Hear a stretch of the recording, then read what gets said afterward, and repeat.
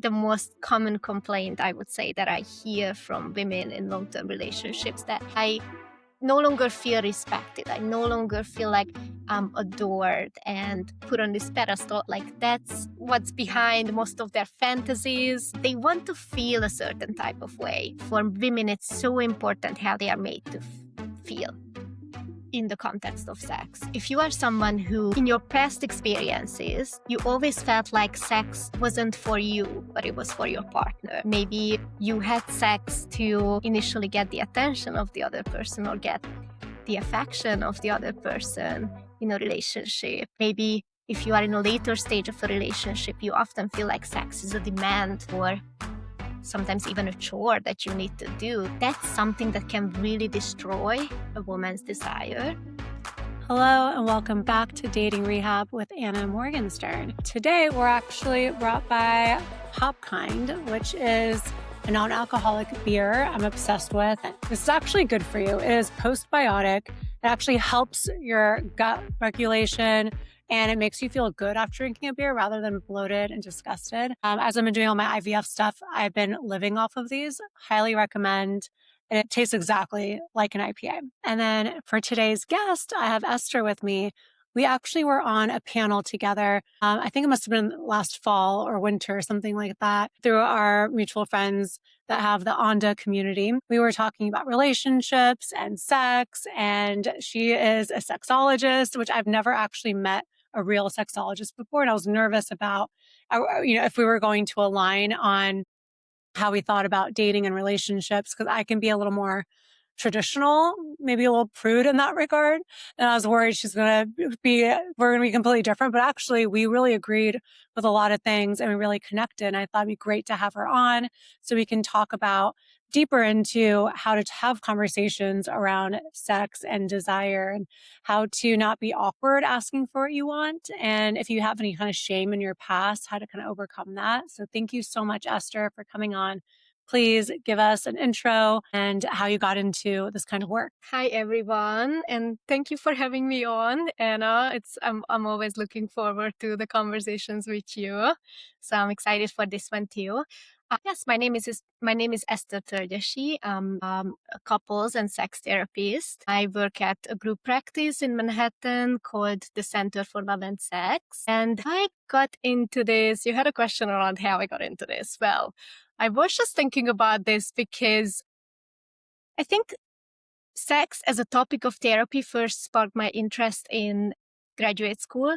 I just happened to work with a lot of couples during my grad school training, and it kept coming up as a topic. And I kept feeling like, I don't know how to really address this. I didn't really have the proper education around it.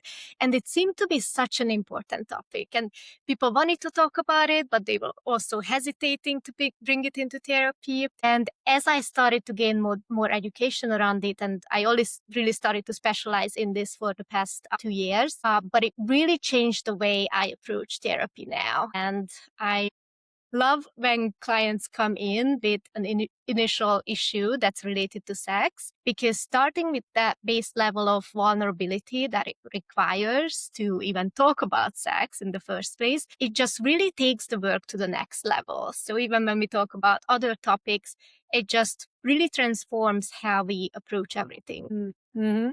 I mean, I get uncomfortable talking about sex with my matchmaking clients because I'm like, I don't do that. But it is such a big part of dating and relationships. And I don't know why we feel so taboo to discuss it at all. It's something that with our girlfriends, we can say all the crazy, dirty details. But for some reason in a relationship, it feels very uncomfortable to speak up and say like, actually, I prefer if you kiss me like this, or this is I've been wanting to explore with this kind of toy or something like that. That feels really intimidating. I think maybe because we're scared of like the judgment from the other person. With our friends, we're not really worried if they're going to judge us. We've seen the bad, the good, the ugly. So in relationships, I think it's the stakes feel higher maybe to have those kinds of conversations. I definitely have had so many people over the years ask me about certain specific situations that evolve like sexuality or, even kissing with someone. And like, for example, this is one I get all the time is if someone is well, I don't want to say someone's a bad kisser. If someone doesn't kiss the way you like them to kiss you, is that like the kiss of death in relationships? Or is there a way to tell someone that you'd like to kiss a little bit differently? Or is there a way to do that that would feel not intimidating or judgmental to the other person? Well, first of all, you are so right on that. Like the hardest person to talk about sex with is the person you are having it with, which is the funniest thing. Well, that's a tricky one. You started off with a very tricky question, I would say, because my first question would be, what is wrong with the kissing, right? What is it that you're feeling around it that just doesn't do it for you? Because it could be a technique issue, but it might not be a technique issue. And I don't want to assume that it's a technique issue. Let's Maybe, say it's technique. Let's say it's like too much tongue or too sloppy or something like that. I'm not speaking from experience. well, even in that case, I would be curious though, that, is there maybe something about this person that is kind of, maybe the attraction is not fully there and you are a little bit uncomfortable to admit that to yourself. Because I think that sometimes it comes out as like an issue with the kissing, but what it's really about is like how you feel physically in the presence of this person and how you feel when you're being touched by this person. So I think that's an important question to ask yourself. And then, yeah, I do absolutely think that people can work on technique, and maybe in the very beginning of the relationship, it's tough. So I would say to everyone to like pace yourself, and especially in the very beginning, like be very conscious of how you come across when you give a feedback like that. I do think that first you need to do the work with yourself and be very honest with yourself, like what this really means to you, because it could mean that this is not the best match. And it's better to recognize that in the beginning of the relationship than later on. I know it's such a tough thing because I've definitely been there where I've really liked someone. I thought like everything's perfect on paper. And then the kiss was just not good. And I'm thinking, does he think this is good? Like, I try to force myself to kind of push through it. But yeah, typically if the kiss isn't good, it doesn't get any better from there. I think if the technique there is already not working for you, I don't know if it's going to be better if you try other things with this person. But I don't know. I mean, is there a way to gently tell them that you prefer to be kissed like, is there a way to make it kind of more fun or flirty rather than kind of more of a critique? Absolutely. I always like to start these conversations, and we will talk more about that too when it comes to, how to give feedback about sex. But I always like to start with the positives, right? So say, "Oh, I really loved when you kissed me that way, just now or the other day," or something like that. So build onto what's already there. If there were times when they kissed you right, like kind of reinforce that and say that, "Oh, I really love that," right? Mhm. And kind of, I want to do more of that. Can you do that thing again that you did the last time? So that's where I kind of like to start. And then the critique should come after the positive, right? So the critique you can absolutely say that that was a little bit too much tongue for you. And I would always phrase it in a way that like, that's your personal preference, not in a way that that's an objectively bad kiss and you are an objectively bad kisser. It's more like, like I have this preference, and it sometimes takes time to kind of learn those things about each other, and Mhm. takes kind of the trial and error. Mhm.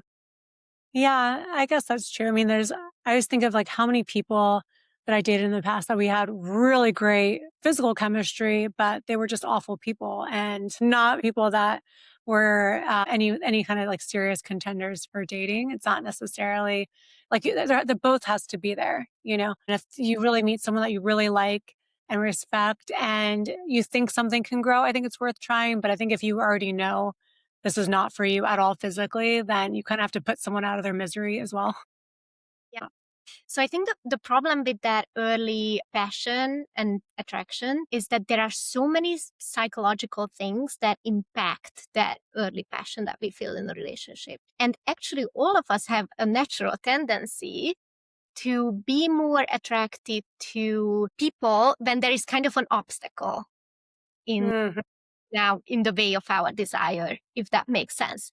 So if there is like some longing towards this person, that will increase your desire.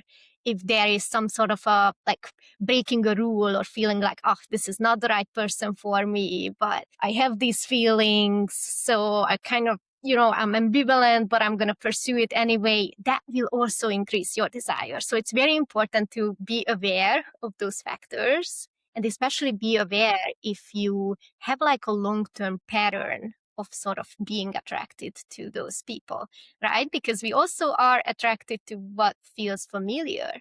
So Right.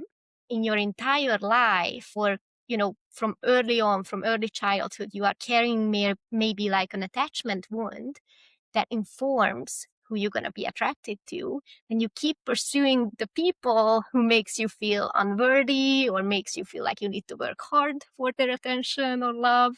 So I think a lot of people are stuck in that cycle, and I think you talk a lot about how to kind of retrain your brain around who to be attracted to. And I also like to talk about that, like when it comes to sex, because I think by sort of learning more about what healthy sex looks like and what to look for in a healthy sexual relationship, and kind of retrain yourself to have that as your standard, to have that as what you want to aim for, what feels attractive to you, that can really help to not to go for those people who are going to cross those boundaries and who are going to not respect those values that you hold when it comes to your sex life. Do you have any rules around like if in early dating, when is it okay to sleep with someone? Do you have any like hard and fast rules you live by? Or are you kind of more when it feels right, it feels right?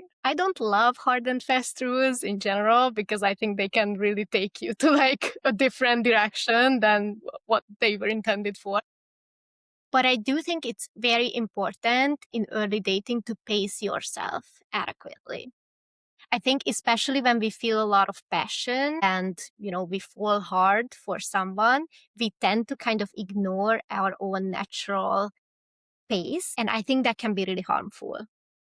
You need to sort of remind yourself that I might be really into this person, but it's very important that I hold on to my own values, that I hold on to what actually feels comfortable, to like frequently check in with yourself when it comes to that. And again, for that, self-awareness is very important, and knowing what your natural tendencies or patterns are is very important.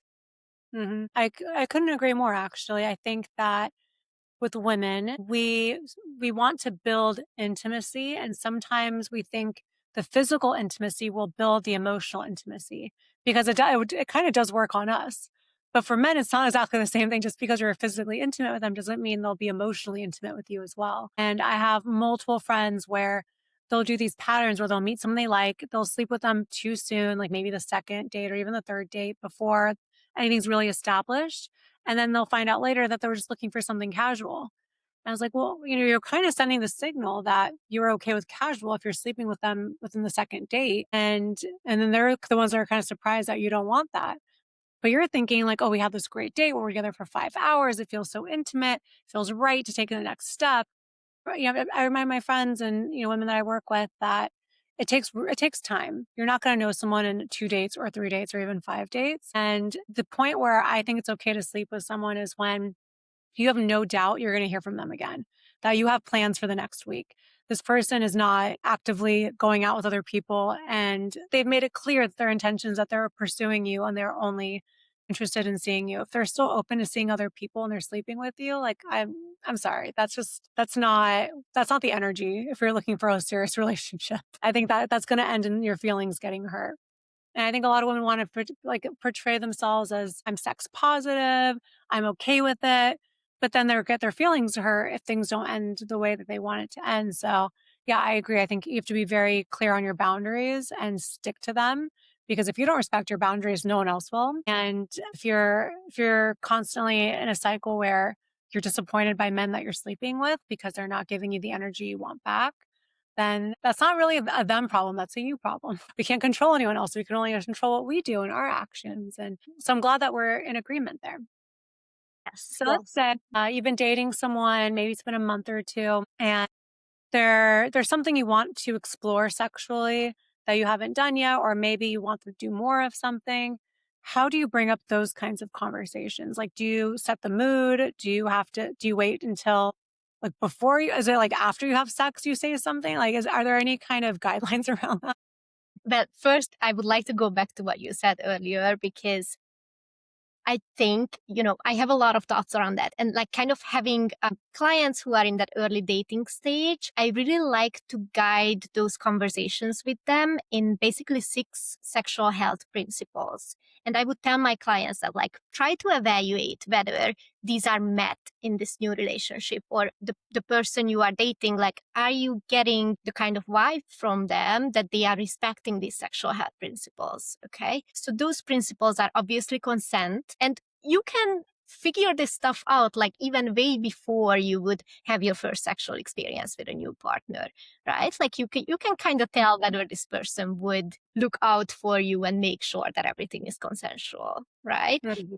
Then another really interesting one is non-exploitation, which can really change the way we are looking at consent. So if there is any sort of power dynamic in that relationship, because let's say you are dating your boss or you are just dating a person who, for whatever reason, shows up a lot more powerful in this relationship than you are, or even if just one of you is more into the other person than the other, that can create the type of power dynamic that makes a relationship vulnerable for exploitation.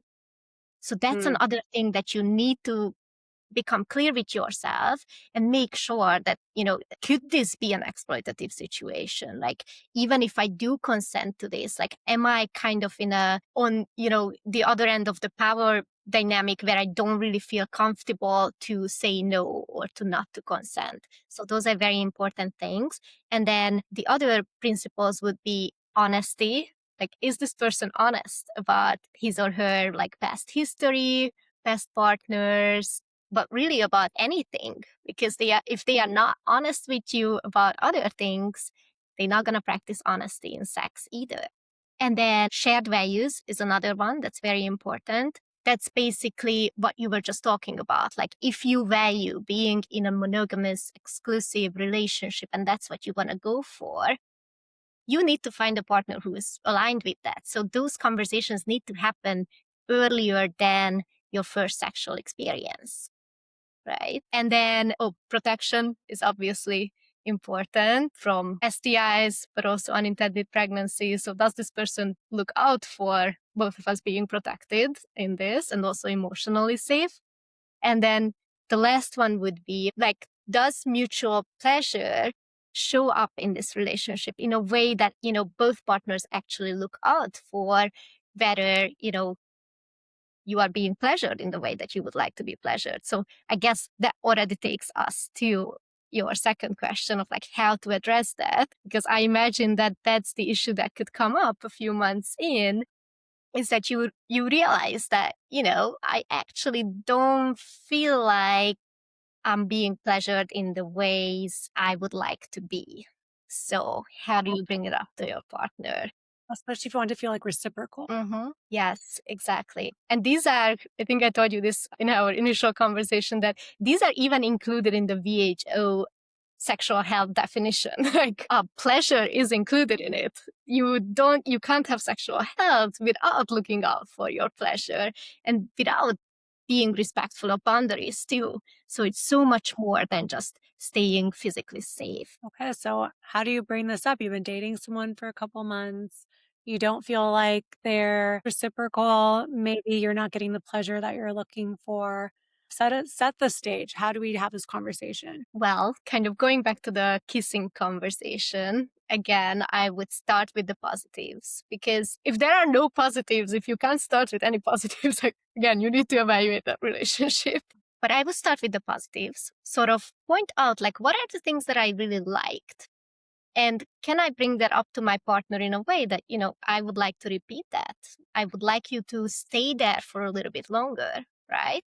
Mhm. This also doesn't have to be like a big conversation, especially in the beginning of the relationship. It doesn't have to be like a big sit down conversation, as much as I'm an advocate for like having conversations about sex outside of the bedroom. I think when it comes to that gentle guidance of a partner in the beginning while you are figuring out what works for each of you, it can be just a gentle kind of reorientation of your partner while you are in the middle of a sexual act, right? So it can be nonverbal. It can be just moving to a different position or gently asking your partner, oh, can you just stay there for a little bit longer? Or you can get into the techniques a little bit. And one thing that can really help with that is I'm going to be dropping a lot of resources here, but I don't know if you know about the website OMGYes. Yeah.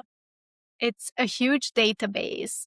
Basically, they collected data from thousands of women about their sexual preferences. And they created this website where they describe each of those techniques in detail and they have videos. It's a super cool website. So I recommend it to like all the couples who come to me. I recommend it to single guys, single women to go on that website and kind of learn the language and these techniques and, you know, to be able to describe that to your partner. Because as long as you use that neutral language and you know how to use your words, because sometimes that's even hard to name what you like, right? So I think it's very important to kind of learn how to name that and then to just be able to say it to your partner at the right moments. And I think that's enough in the beginning of the relationship. I love that you said that it's okay to do it during Mhm. sex if you kind of guide them a little bit during it, because I feel like that's probably the least threatening time to do it because you're already kind of in that space and ask them to stay somewhere longer or try a different position or something. I feel like that would be less threatening than afterwards we're laying in bed. So actually, I really didn't feel like, I would have liked if you did this more. I like that. I think that makes more sense. If you have like a specific, I don't want to say kink, but I don't know if there's like a specific act that you really like and that's something that's important to you, when is a good time to bring that up? Is that also kind of during the act, or is that something you want to bring up kind of before? Yeah. So with those things like kinks, like even just fantasies, any fantasies that you ideally would like to share with your partner or just enact with your partner at some point, I think pacing is very important. You're not going to bring that up in the first date or even in the first 5 dates. Right. So I think these bigger conversations might come up a little bit later in the relationship, but I would say like after a few months.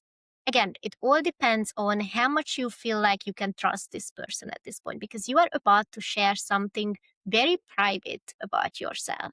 So be conscious of that. I want you to protect yourself in these conversations. That's why pacing is so important because adequate self protection is different than being emotionally unavailable.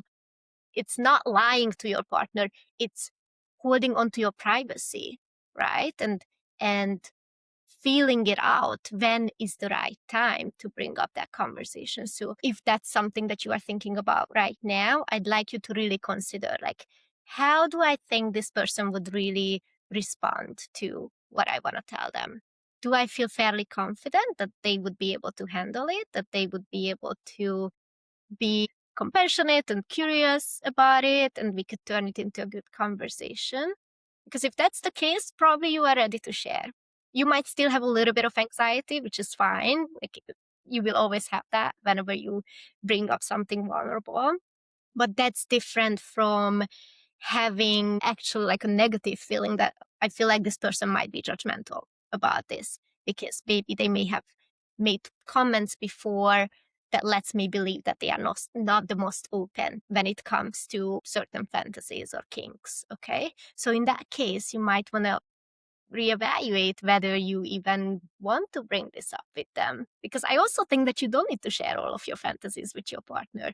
If you can live without it, if you don't necessarily want to enact this with them, or if you don't mind if they don't know this thing about you, like a big part of your sexuality will always be private to you. And it's important to practice that privacy, even in a long term relationship. One question I wanted to ask you, because this was like a real situation that came up with someone I know. If someone has fantasies that they don't share with the partner, but they use it, but they through like porn sites or even fetish sites, Is that considered cheating? I thought that was cheating when she was telling me this. And she was like, well, it's not really cheating because there was no physical contact with anybody, but there were messages with people that are sharing these fantasies and kind of going back and forth, but the intent was never to meet. What do you think about that? Yeah. So that's another one of these like gray areas where there are no hard and fast rules, but you need to know what are your relationship agreements, right? Like, I think in monogamous relationships, we tend to assume that monogamy means the same thing to us. And oftentimes it means something very different for the Hmm. partners. So, for some people, even watching porn equals cheating. For other people, that's like, oh, no, that's like part of your solo sex experiences, whatever. Yeah. I think whenever you are in that gray area, it's important to bring that up to your partner and actually check it with them. Because once you start to go into secrecy, that's where the problems start. If you Mm. kind of know that your partner wouldn't like this, and that's why you are not bringing this up, and you're just kind of doing it in the dark, that to me does mean that you are potentially crossing boundaries here. So, yeah, you need to be comfortable to bring those things up to your partner. And if your partner says, yeah, that's absolutely fine with me, then you can keep doing it. And it's not cheating. Yeah, I guess you're right. I think for some people that'd be crossing a line. Other people might not have a problem with it, but I do think finding it out in a way that feels like it was a secret is unacceptable. Yes. Yeah, if you're anything, I think anything you're doing in gray areas, to me, in secret, like that your partner doesn't know about, things like, or even like message, like DMing hot girls on Instagram, I think that is inappropriate. Like another question I wanted to actually get your thoughts on that someone posed to me today. She found out that her boyfriend is still following girls he had been on one date with from dating apps, and they were broken up for like maybe 6 months or so. And so there was like 100 new girls that he's following that had been on a date with or that he connected with on dating apps. And for her, she was like, "Do you really need to be connected with them on Instagram? I'd rather you unfollow them if we're getting back together." And he's thinking, "Oh, you're absolutely crazy. There's nothing going on with these women. Like, I'm just following them from because we met once. Like, it's not a big deal." But for her, it felt like it was crossing a boundary. Mhm. Do you have any tips or anything to share with like online activity like that? I think these days, most of infidelity happens online, or I see so much of that in my office. And it's just as serious as an in person relationship, in my opinion. So if this person brought up to her partner that, look, this is not okay with me, that's kind of where I have a boundary, I would be interested in how the partner responded to that. If the response was like, that's absolutely crazy, that sounds pretty defensive to me. That doesn't sound like a partner who is willing to have this discussion and is open towards understanding what shared values we can create, right, in this relationship. So I absolutely think that that's a larger relationship problem that I think they might need to have some more serious conversations about. Yeah, I agree. I don't like it. I mean, one of the things that made me fall in love with my husband so much is that I trust him 100%. I know there's no way in hell he would ever be DMing with a girl or doing anything inappropriate online. Like he wouldn't leave a comment. He wouldn't leave a fire emoji. He just doesn't do that. He doesn't follow sexy Instagram models. That's just against his values and morals. Like he would never do that as a man. Even when he was single, he wasn't doing that kind of thing. Yeah, I didn't want to be with anybody that I would have to worry about in that regard. Same thing with I always said, like the man I would marry, if his idea of a bachelor party is going to Vegas or something like that, I'm like, I'm not marrying him. Like I really wanted someone who had yeah, his values were very high in that where he wouldn't want to be perceived in a certain way. And it's funny when we were first dating, he asked me if he should delete his dating app profile on Hinge or if I wanted to use it for recruiting for my matchmaking business. And so I was like, wow, this guy really gets me. The fact he even offered that to me because he was about to delete the profile. And I was like, even like maybe I'll use it. And so I was on his Hinge and I was just looking at women on there. And I got a DM from someone that I didn't really know very well, but she was like, just so you know, I saw your boyfriend on Hinge. And I could tell she thought she was giving me like juicy gossip. And I was like, no, no, no, that's actually me. Yeah. And I was like, no, that wasn't him, that was me. But maybe in that moment, I realized I'm really lucky to be with a man that I didn't even for 1 second think, is he doing something? I was like, no, that was me. Like I just knew he would never be caught doing anything like that. But I have had many friends where they had a lot of problem with their boyfriends or husbands' online behavior. I mean, I had a boyfriend once where a friend caught him on a dating app that was literally a brand new app that came out like that week, and he had a profile. And so he was like, "Oh, it's an old profile." I was like, "What do you mean? It launched yesterday." And he finally, I caught him in the lie, and finally he admitted. I was like, "Oh, well, I was just curious. I wanted to see what it was about." And I don't know, he was so dismissive of it. He was never like, "I'm so sorry. Did I hurt you? Shouldn't have been on an app." He was just kind of dismissive, like, "Well, what do you like, whatever, it doesn't not a big deal. I just wanted to see what the app looked like." And I felt like I was crazy for even asking him why he was on that. Mhm. Obviously, that relationship did not work out for many other reasons. But yeah, I think if someone's making you feel like you're crazy because you're feeling a certain way towards anything, then that's a him problem again. And or her problem. I shouldn't just only shit on guys here, but if you have a legitimate concern about someone's behavior and they don't legitimize it at all or validate it, then I think that is definitely a huge red flag that they're trying to cover something up. Yes, yes. And, in a relationship, you will always have to learn more about each other's boundaries, and you will always have to compromise in some ways or understand that, like, what's a boundary for my partner might not be a boundary for me, but I can still respect that. Right. So, Mhm. what really concerns me about that story is just the defensiveness that came up for him around this. Mhm. Yeah, I didn't like that either. One more question I wanted to ask you. If you're together for a couple of months versus then 6 months and then a year, then 10 years, is there a normal amount to have sex in a month? Is it like to be considered like you're still have a healthy sex life? I would say that's the number one topic that clients, couples would come into sex therapy with, and they all want to discuss like what's the right frequency, and they are waiting for the answer from me. And then, they want to kind of prove it to their partner or show it to their partner that, look, we are supposed to have more sex than what we are having.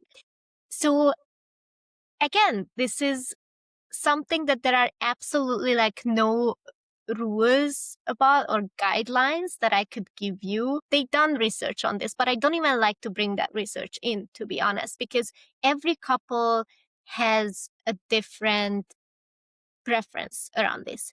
And the important thing is to get to the same page, right? So also the most common presenting problem for couples would be desire discrepancy. So most couples at some point in their relationship have to deal with one partner having a higher desire than the other partner. So Mhm. that's a very common thing. I would say I met couples who have sex like once a month and they still completely happy with their sex life. I also had couples on my caseload who, would have sex multiple times a week and yet one of them is still deeply dissatisfied. Okay. So it's usually not about frequency. It's about all sorts of other things, but let's see how much you want to go into that. No, I think it's interesting because maybe more from women than the male side, but we feel guilt if we don't feel like we're satisfying our partner enough in that regard, even if we're going through medical things. It's more of, I guess it's okay until someone really feels like they're not being kind of heard or seen in the relationship. If they feel like they're kind of an afterthought where everything's more prioritized over them. We just needed to have that like closeness again. It's not even like the sexual act. It's like us just feeling close. Like we are a romantic couple. We're not just roommates. We're not just friends. And I do think that it's important to not let so much time go by where it doesn't feel like you're this romantic couple anymore. And I guess that could be different for different people. Yes. Yes. What's very important here is what does sex mean for each partner in the relationship? Because we have all sorts of different reasons for having sex. So maybe your reasons are I want to reconnect with my partner. I want to please my partner. Maybe for your partner, this could be different reasons, right? And we don't talk enough about it. But I think what happens when couples come in with the issue of like, I want a lot of sex, I don't want any sex. How do we, figure that out? What I end up learning is that the higher desire partner, so the partner who wants more frequent sex, what they are missing might be closeness, might be intimacy. They might feel rejected, unworthy. They might have a lower self esteem because of this. And they want to get all of those needs met through sex.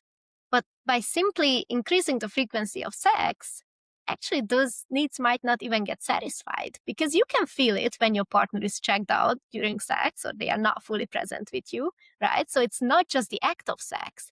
It's can we actually create an experience in which all of those needs can meet for you, right?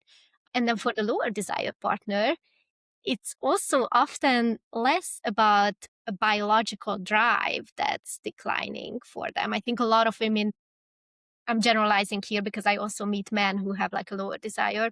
What's more common is for the female partner to be the lower desire partner in a relationship. And I think they often end up identifying as like, I'm just a low desire person, or I lost my libido, I have a low libido. And maybe sometimes, of course, like IVF and all of that, like hormones play a role in this, but that's just one factor. And I would say very often that's not even the most important factor.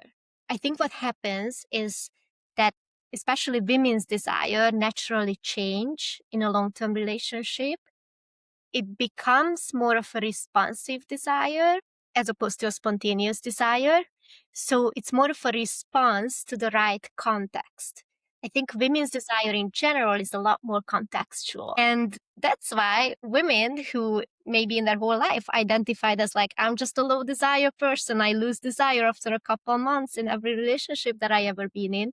And then they end up finding a partner who really creates a context in which they feel respected, desired, adored, and suddenly their sexuality flourishes and they want sex all of the time. Honestly, I think that's the secret. If you want to have more sex with your partner, give them a massage, tell them how beautiful they are or how handsome, make them feel really good, and they're going to be more into it.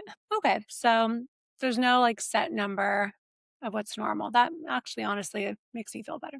I'd love to hear more from your practice. What are some common things that you're hearing from both sides? Anything that we can learn from your clients?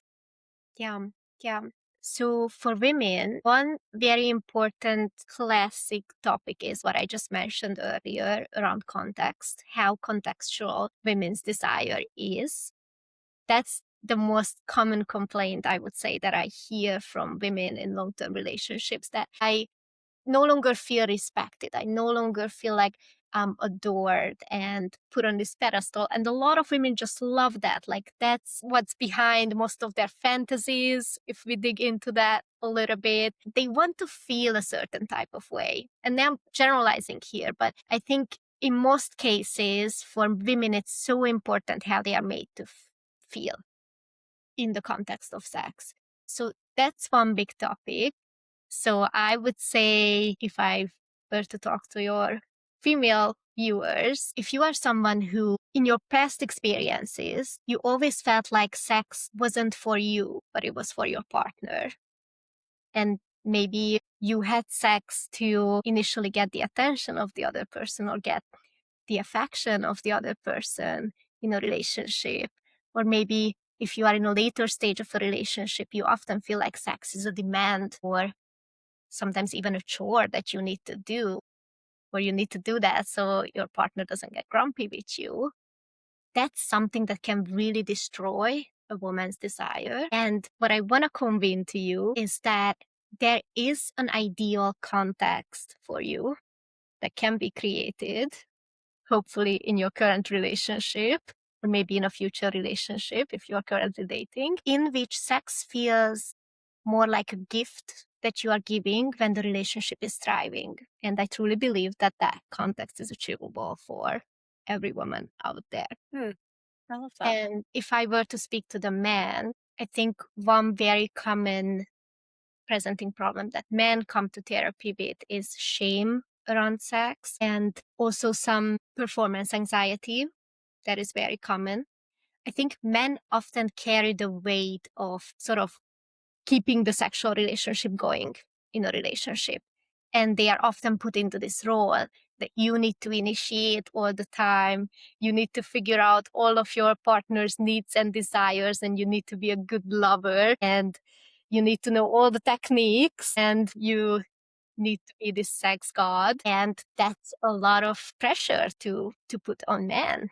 And especially if in the past you experienced some sort of sexual dysfunction, like erectile dysfunction or any of that sort, or performance anxiety, it actually can be a really difficult thing for you to just keep going and keep engaging in sex for all the wrong reasons, to put it in that way. I met so many men who never really got in touch with what's actually pleasurable for them because they are so focused on how to please their partners. So if you are one of those men who you feel like in your whole life you just try to figure out how to please a partner or how to live up to certain sexual standards, I believe that it is a possibility for you to find a relationship or create a relationship in which your partner is an equal sexual team member for you. Okay, Mm. so where they can initiate as much as you do, or they can be open to listening to your fantasies and desires without shaming you about it. And where you actually feel like you can relax and you don't need to carry the weight of sexual functioning in the relationship, but you can work on it together as partners. Yeah, you're so right. I think men definitely are expected to be the ones that they know what they're doing. They're the one initiating. It's really a lot on their shoulders. And women kind of feel scared to kind of speak up or they're scared to initiate because they don't want to get sexually rejected. And they just kind of wait for the man to make the move. But in a healthy relationship, I would hope that both people feel comfortable initiating and being able to start the process of maybe even like the massage or getting kind of cuddly or close together. Because I can't imagine the pressure the man feels. It makes sense they'd have performance anxiety if it felt like all eyes were kind of on them. Yeah. But this has been so enlightening. I feel like you've given us so much good tidbits here about how to have a healthy conversations about speaking up, what we're looking for, just kind of guidelines around like there aren't any really hard and fast rules with this stuff. It's really kind of checking with yourself and making sure that you know what your boundaries are and staying with them. And yeah, I think a lot of this is like having confidence in yourself too and being kind of self assured. Because I think if you're not comfortable in your body, you're not going to be comfortable having sex either. But definitely tell us where we can find you if people want to work with you or get more information about you and any kind of last thoughts that you want to share with us. Well, last thoughts are just like, as you said, there are no hard and fast rules when it comes to sex. What's most important is to approach it with intentionality. Set your own goals for your sex life. And that often requires us to let go of those societal scripts that exist in our head of what sex is supposed to look like, what roles men and women should play in sex. It's often an unlearning process more so than anything.